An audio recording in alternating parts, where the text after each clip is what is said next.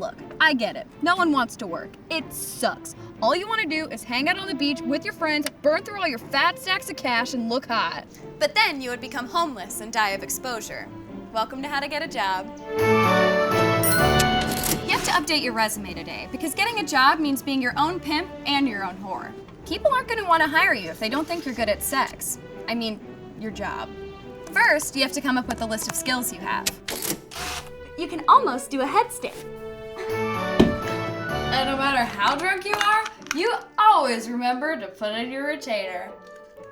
Good job, you! You are the most effective mediator when it comes to squad infighting. Ladies. These skills might all be important to you, but they're just about as useful as a resume written in wingdings. You're gonna take your real-life experiences and lie about them to make yourself look better on paper. But remember, it's not lying, it's branding. When you were a camp counselor, you convinced all those city kids to touch an earthworm. Rebrand camp counselor to youth coordinator. You were a barista. Now you're a fair trade coordinator.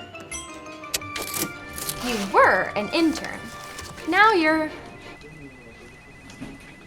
Well, who are we kidding? You were just an intern. Once you finalize your resume, you'll send it off to 30 different companies. Here's what happens to it. Look, you're not gonna get a job just by sending out a million resumes out into the void. You're gonna get a job by setting up as many informational meetings as you can. Hi, is this the University Alumni Office? I'm looking for hot, single professionals in my area. Thank you. You'll be able to con a few professionals into having a cup of coffee with you. You'll pay for the coffee. But halfway through the low stakes meeting, you'll realize you're being interviewed for real.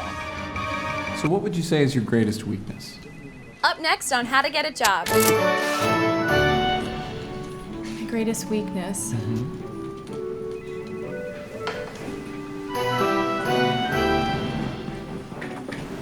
Yeah, I count this as a weakness. Oh, you wrote that down here.